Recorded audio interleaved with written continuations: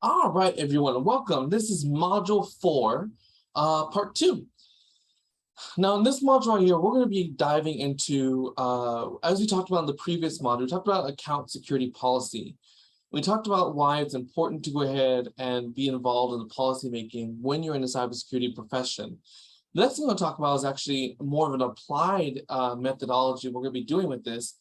And you're going to need this for one of your activities to complete one of your projects.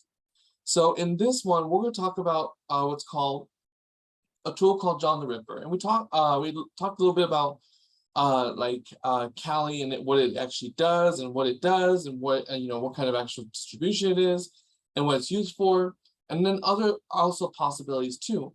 So I'm going to go ahead and go into a little bit of introduction to Kali, and I'm going to talk about what you can do with it, and then we're going to go deep into John the Ripper. Okay, so. Let's go ahead and actually get started with Kali first. So Kali, like we said before, is a security pen. I would say it's a security or hacking distribution. It is open source, so it is free to download. You can go ahead and get one for your virtual machines. You can go ahead and install it anywhere. You can even put it on a USB. You need at least 20. You need a minimum of 30 gigs for that to work, though, just so you know. So if I go ahead and up here at the very top, you can see right here that it's sectioned off based off of the categories. We have info gathering, vulnerability analysis, web apps, database assessment, password attacks, wireless attacks, reverse engineering, exploitation, sniffing and spoofing, post-exploitation. Like, what do we do once we actually export into the box? There's some digital forensics tools, reporting tools. This is like, how do I go ahead and keep notes? Social engineering tools. And then some, the offense security links that are actually sort of like exploit database, Kali bugs, documentation, NetHunter.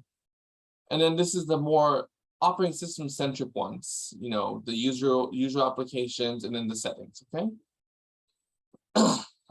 So right off the bat, you notice it's a little bit different. This actually, Kali Linux actually used to be referred to as Mandrake or Mandriva. And as you can see, it looks like a little mandrake right there. So let's go ahead and talk about password cracking. All right, so passwords, as we know, they're very important when it comes to the security of our actual data in our network. They are a authentication method that we use to go ahead and make sure that you are who you say you are. Because if you know the password, then obviously you would be that person, right? So a lot of times passwords are stored in a database, okay? And they're not in plain text. More than likely, they're going to be in some type of either encryption, or they're going to be in some type, they're going to be hashed. And that's where we go ahead and go into the idea of cryptography. Okay, cryptography is about hashing, about encryption, and it's a study of how do we go ahead and encrypt or decrypt stuff, so that way it's not to make it less crackable or more or to crack something easier. Okay, so when we talk about this, we talked about the idea of like a hash. So what is a hash? And this may be a review for all y'all, and if it's not, then good. And if it is, then this is very helpful for you if you're going to be considering this either in this field. So what is a hash? Let's see if I can get this to work. A hash. So a hash in its actual, in its layman's terms, okay? And I say layman's terms, but in the idea of what a hash is, what this does is this functions, what it is the function, and what it does, it turns any data or amount of data into what's called a fixed length, okay? And this is going to be, a lot of times you're going to hear this as a fingerprint, okay? So why is this important? Well, technically, fingerprints are unique, okay? There's no way you can go ahead and have someone with the same fingerprint. No, that is not an absolute. But when it comes to hashing everything, there's actually something called, some research called hash collision. And this is when two hashes actually match up to each other. So we have to go ahead and keep that into an idea of opposite of like this is like opposite. This is the opposite of unique hashing. I'm sorry, you can't read that. All right, there we go. So I'm gonna go ahead and put this as underline. Oh, no, I guess not. All right, so let's go ahead and underline it. I'm gonna pull this out. I'm gonna put that as a separate star note. This is very important to understand when it comes to hashing, okay?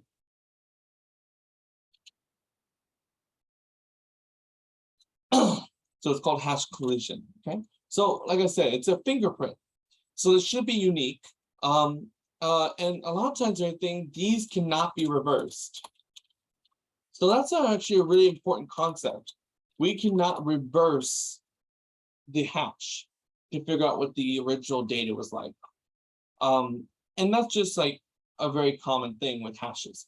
So what we know about this is that, there are some unique features of having a hash. And I'm gonna put that right there. I'm gonna come down here. I'm gonna add another one. Features. So what are some features of having a hash? Because like it's cool to have one, but like what's the point of it if we're not if it's not going to be used like it's supposed to, right? So, all right, let's go and talk about the features. So what are some features about having a hash? One of the features is that a hash is unique. And why is it unique? Well, not only is it unique when you get a hash generated at that time, but any changes to the data will also change the hash. So if I was to, let me go ahead and just give you a quick example, okay? I'm gonna go ahead and let's do this. I'm gonna make a quick document. I'm gonna go ahead and do an ls real quick. Okay, so we are in home. Okay, I'm gonna do a touch test. Okay, I'm gonna go into test real quick. And I'm gonna go ahead and say, this is only a test. Okay, cool. We can cat test. This is only a test. All right. So I'm gonna run what's called ND5. This is a hashing algorithm, okay? And this one and I'm gonna talk about this one. So there's a couple different algorithms we can run. There's one called ND5, and this stands for message digest. Okay. There's another one called SHA-1. And this one is secure hash algorithm. Okay. And this one refers to this is 160 bits output. So the hash is going to be 160 bits long. All right, cool. All right, let's move this over. There we go. Cool. Next one is another one. It's another part of the SHA family. It's called SHA-2. Now, this encompasses, it's basically the secure hashing algorithm, but the bit lengths change. So we have 224, we have 256, we have 384, and 512, okay? Then we also have two other hashes. These are specifically more associated with the Windows side. There's NTLM, and this one is actually used for password hashing during authentication. And this is actually usually a lot of times associated with Windows. Doesn't have to be, but it can. All right. And lastly, there's another one. It's more, it is deprecated. It's not used anymore. Is Landman. And this is the legacy Windows hashing, password hashing, or password storage. Okay. So these are some of the hashing algorithms we can go ahead and use. These are not encryption algorithms, they're different hashing algorithms. So I'm going to ND5 test. Okay. Let's go ahead and it says not found. Okay, so let's do an app get install ND5. Okay, let me see real quickly. I want to go ahead and pause my recording real quick. All right, apologies. So I had to just do research real quick because in certain Linux operating systems, you can just do MD5. But because this is a Debian system, it actually uses another command called MD5 sum. We're going to do MD5 sum instead. MD5 sum test. So as you can see right here, here is the MD5 hash that's associated with the sum with the test document. Okay. Now I said the unique, and I also said one of the unique features of them is that they change when edits are happening. So let's go and edit this real quick. Let's go ahead. I'm going to go ahead and I'm going to echo.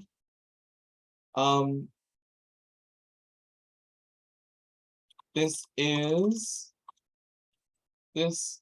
is not a test.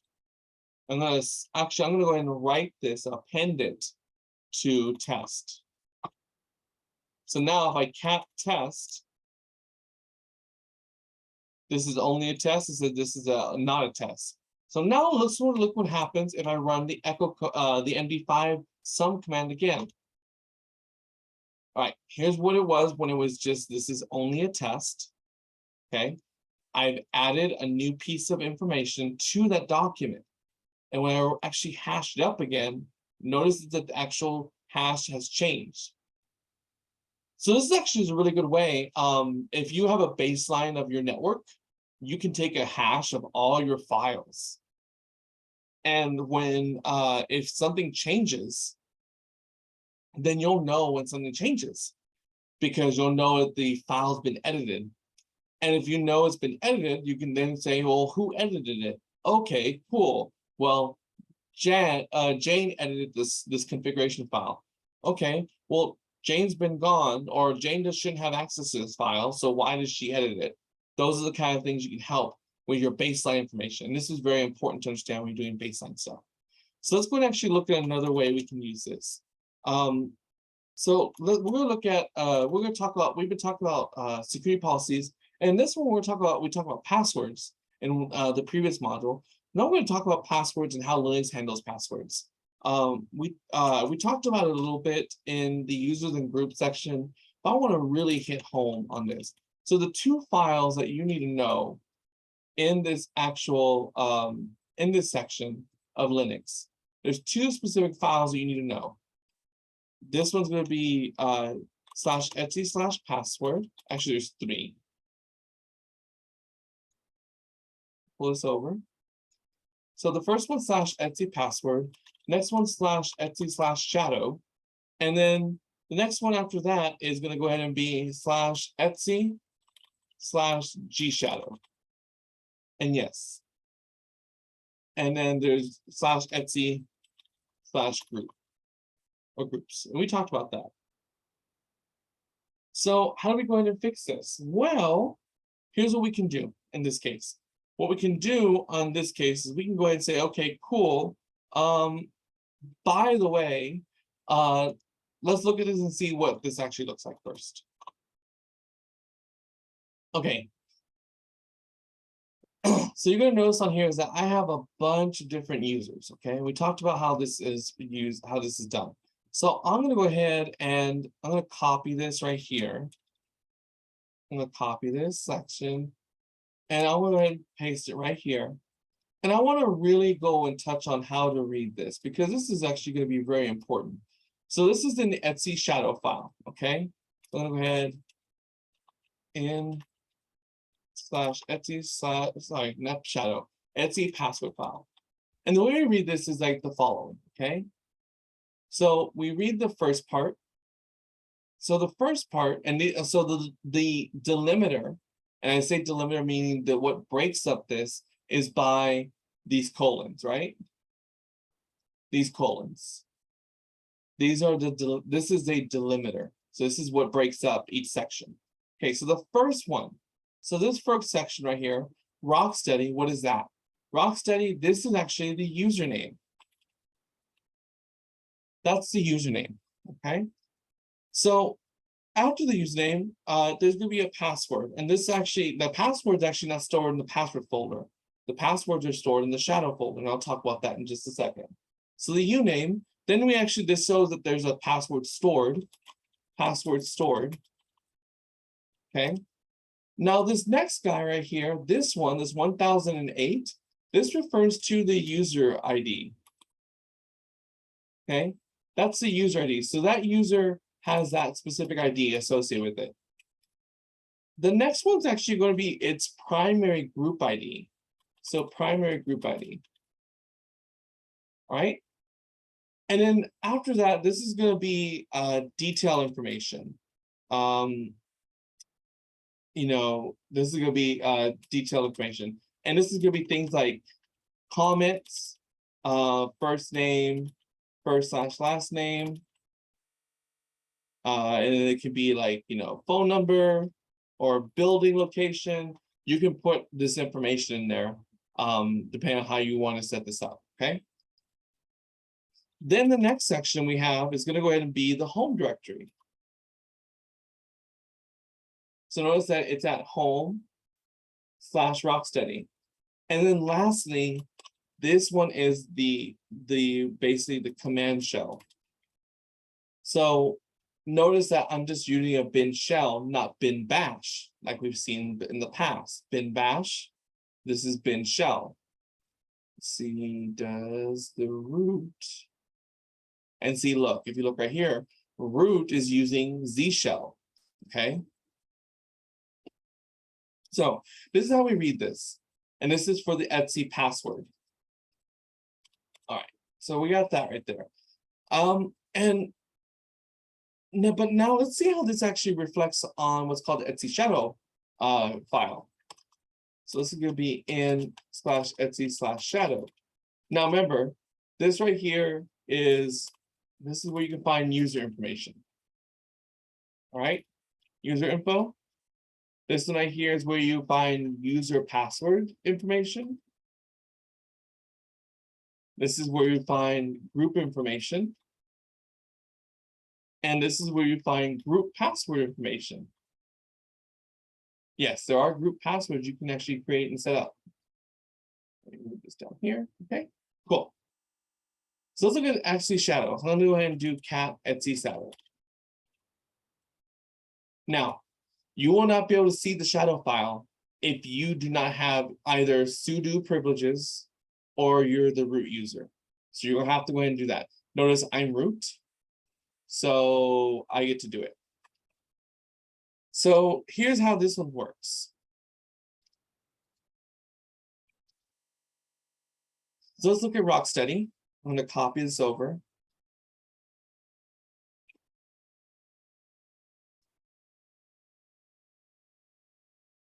And this one's a little bit different, all right? So very same thing as before in the Etsy shadow. This first part is the uname. That's the username, okay? Now, let's talk about this next part. This next part is going to be really interesting. And I'm going to actually boot up my, I'm actually going to boot up my CentOS box too, because I want to talk about the differences. But let's go ahead and talk about this. So while that's booting up, I can go ahead, I'm going to pull that over actually to the side, so that way I can get that finished. I'm going to make some edits to that one. Okay, so this right here is really important. So notice I said that the user password information is stored here. But none of this looks like password information. So what is it? Well, you'd be surprised to find out that actually it is password information. Password information, but it's kind of encrypted. And it's actually using what's called a salt.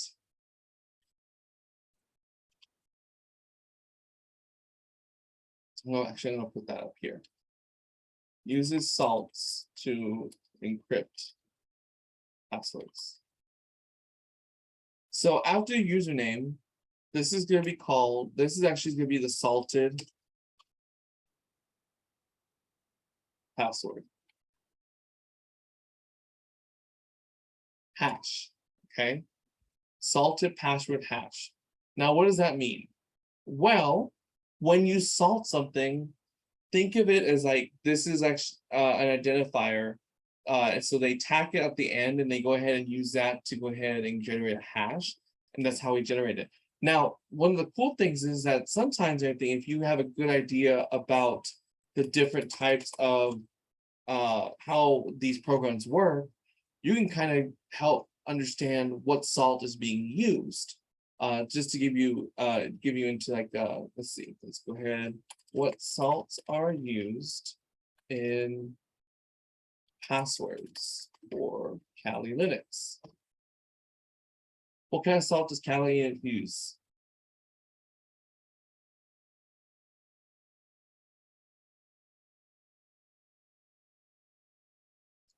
Here we go. Every password typically, this salt is placed by one of the sites in front of each other to protect the existing password value from abuse. The site, when the store then stores the salt value at different times to protect the password value. Typically, it's going to go ahead and be a SHA-512 or 256. So this is actually really important. Salting is a way to protect the password. So what we can see is that this is salted. This right here, this says entirety is the password with the salt. Now, I say I wanted to boot up the other one because I wanted to show you the difference. Let me bring up this one real quick. So I'm gonna increase this. It's gonna be a little bit difficult. There we go. So I'm gonna do cat, I'm gonna do sudo cat, yeah, cat/etc/pass shadow. Right. So notice these don't have any passwords, but Frodo does, right? This right here, from $sign to $sign, that determines the actual salt. So this right here, because I know how the CentOS does their stuff, this is the MD5 salting, if I remember correctly. But there's actually documentation. You can look at this and see, okay, well, how does this salt? Okay, cool. And then this one right here is the these actually information referred to going to be things such as like, is there any password policies in place, such as, you know, how old is this password? When's the last time you reset it? How long does it stay alive?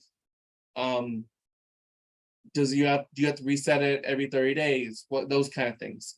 This is where these actual other fields come into handy, okay? So this is how we interpret the actual salt or the shadow file. And these two files make up basically how authentication happens within the Linux environment, okay? So now we know this, let's talk about John, okay? So John the Ripper, I'm gonna type in John, tech help. Actually, I'm gonna clear this up real quick because it's getting kind of busy. All right, let me just power that down. So here's John. And actually, I'm going to do a man John. And it tells you it's a tool to find weak passwords for your user. So this manual goes over how to use John. It's very detailed, and there are tons of walkthroughs you can look on through YouTube, online, to type in how to use John. So you can kind of get a better idea. I'm going to go ahead and talk about the 3 different types of ways that John actually cracks passwords. I'm also going to talk about how to crack passwords and how to use the 3 different ways. So the first thing we'll talk about is there's 3 different ways that John can crack a password. So let's go ahead and let's see how that works. So John the Ripper.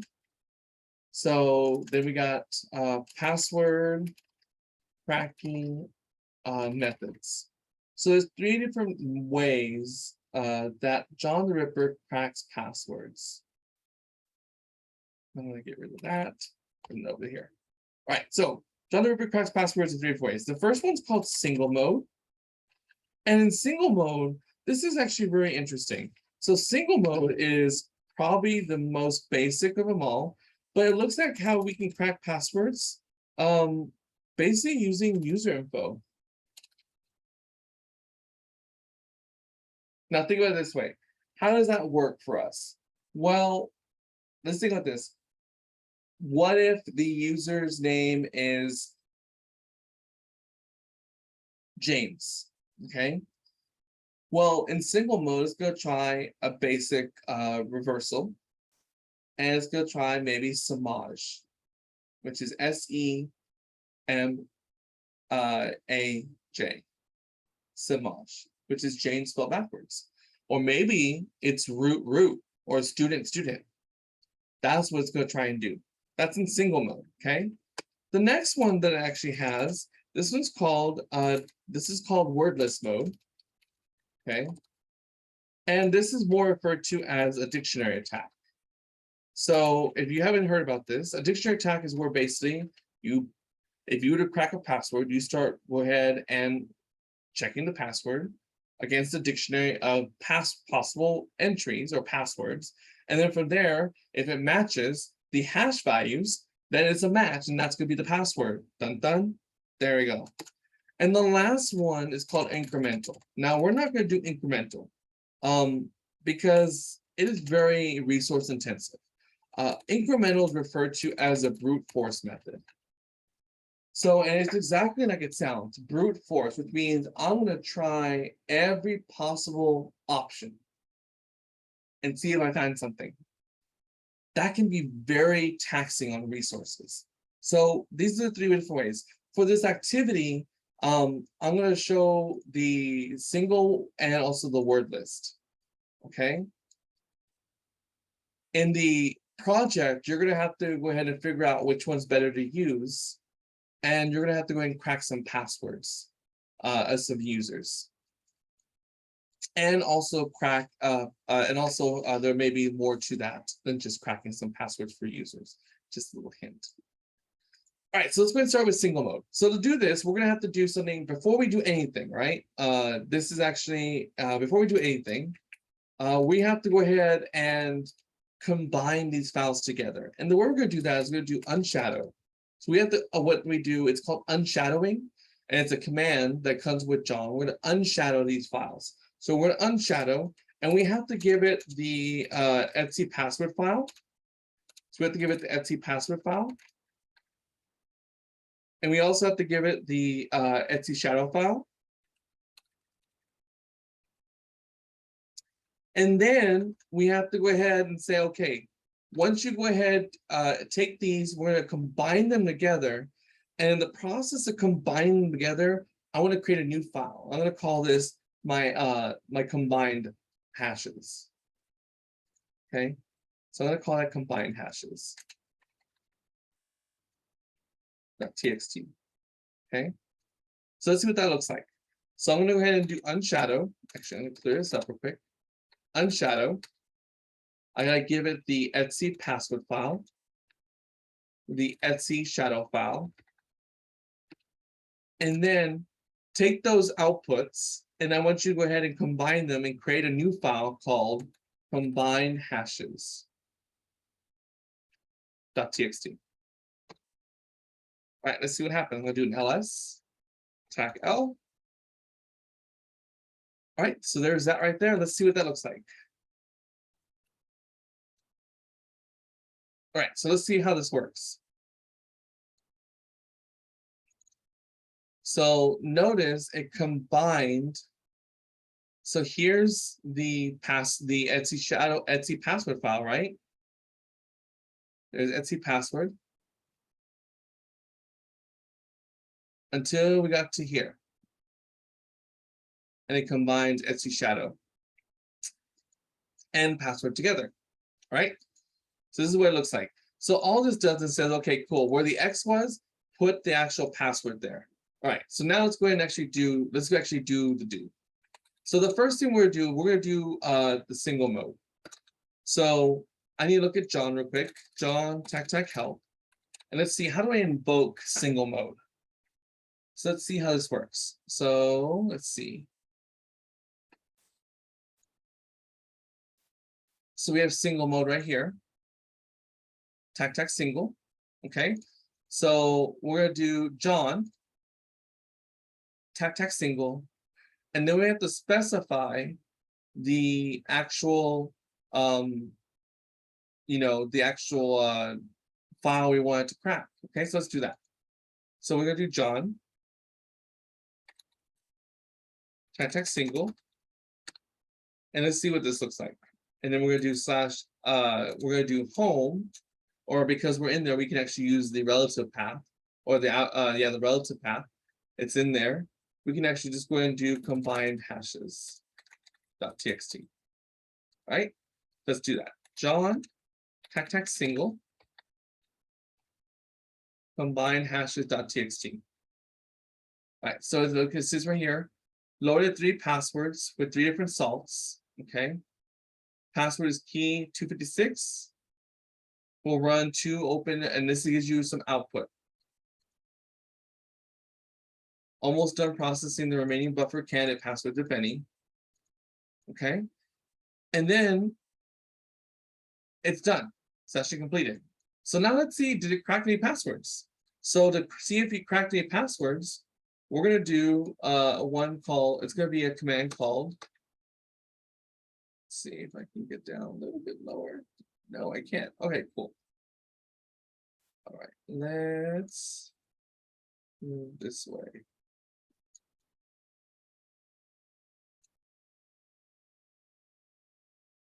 Move this up. Sorry. There you go. Let's see what that. Okay, so we're looking over here, and we went ahead. I'm going to bring this in just a little bit. Okay, cool. So to actually go ahead and see what if we cracked a password, we do type in John, tac show, and I get that from here. Let's see if it tells me in this little. It should. There it is. John, show crack passwords if equals left, then uncracked. Okay, show. So we do type in John, tac show. Oh, I didn't get the file. Combined. All right. It cracked 1 password, and there's tons of them in there. Well, what did it crack? Student. Why? Because single mode uses user information to crack that. All right, so next thing is we need to figure out, can we go ahead and crack passwords that are part of a word list? Now, John has a built-in word list. So now if I want to use a word list in John, I'm going to type in John, tac word list, and then I'm going to type in, I'll bring this over so you can make sure you see. There's that. And then combine hashes. So that's what we're going to look at there. That's going to be using John's word list. Now, what this also means is that you can actually go ahead and give it other word lists too. And I'll talk about that in just 1 second. So let's go ahead and do John, tac word list. Use your word list to crack the passwords in combine hashes.txt. Loaded 3 password hashes with different salts. Okay, got it. And let's see what it did. Okay, it didn't crack any passwords. Well, why is that? Well, let's see what we got here. Let's see. Where is, we may have to actually see where the actual passwords are stored, or the word list that it uses. So let's go to here. Let's go to the internet real quick. John the Ripper word list. So let's go ahead and see what we get.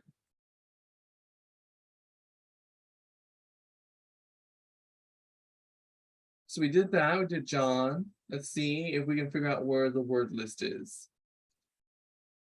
And I'm doing this for you because I want you to see how this actually is, like what you can do. So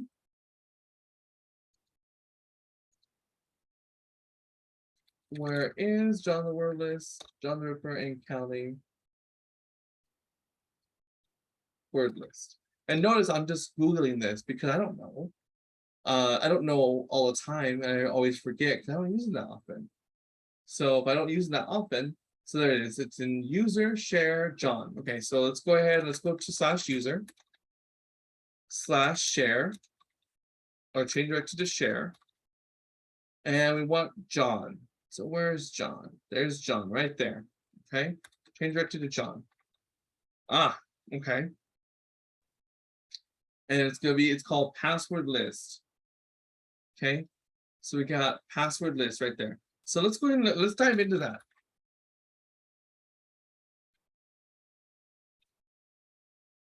So this list has been compiled by a Solar designer. Okay, so this is actually the word list.